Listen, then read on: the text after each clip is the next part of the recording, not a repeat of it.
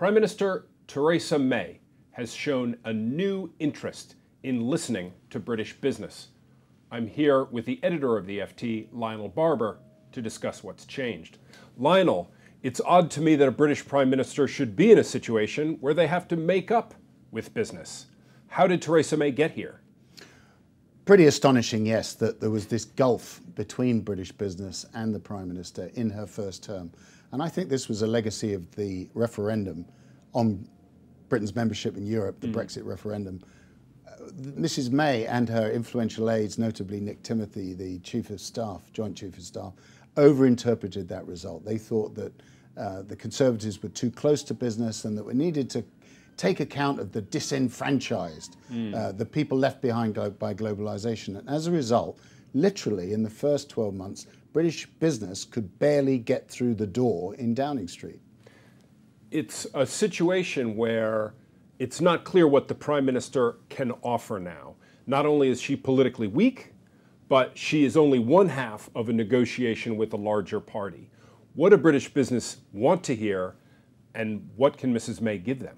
Well, first of all, the large employers represented by the Confederation of British Industry have talked about a task force, a British business task force on Brexit, because they think that they've got a lot of expertise about regulations, about standards, all things, highly technical detail, which are very important aspects of the Brexit negotiation with the EU 27. So they want a seat at the table, they want a channel of information. And also, the second and most important point is the one thing Britain needs at the moment is confidence.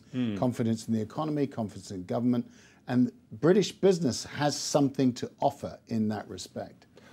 Clearly, an important part of this discussion is going to be the transition period from where we are now to wherever it is we're going to end up when Brexit has been fully enacted.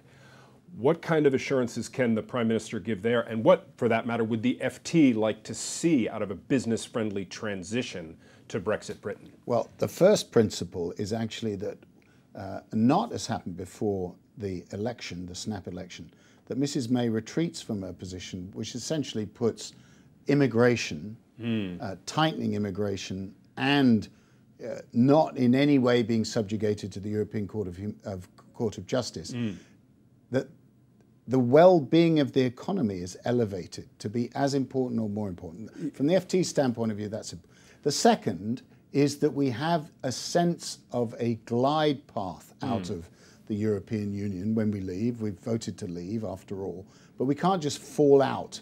Yes. And I think, therefore, that the whole concept of transition arrangements for business will be very important. Of course, not in the gift of the Prime Minister as such. One specific area that's very important, and it brings up the European Court of Justice point you made, is the European regulatory agencies, things like pharmacy, nuclear power, airlines, and so forth.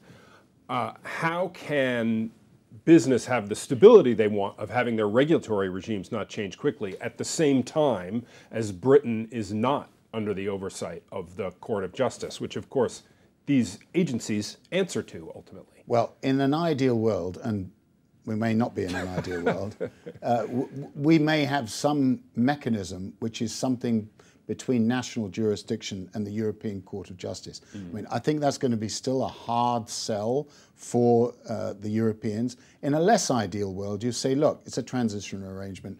We need 3 to 5 years. We're going to be under the ECJ, but then we're leaving. We are actually leaving the hotel. But for the moment, given the importance of certainty for business and regulatory standards, we will be in part in these agencies under their jurisdiction, and we'll pay money to remain in them for a transitory period. And indeed, I don't think this needs to be interpreted as a diminution of British sovereignty. These are dispute resolution mechanisms. Isn't that more or less right, rather than lawmaking institutions? You're sounding a bit reasonable, Rob. Maybe that's because you're not a Brexiteer from Britain. You're just a sensible American from the East Coast. On that happy idea, Lionel, thanks very much. Thank you, Rob.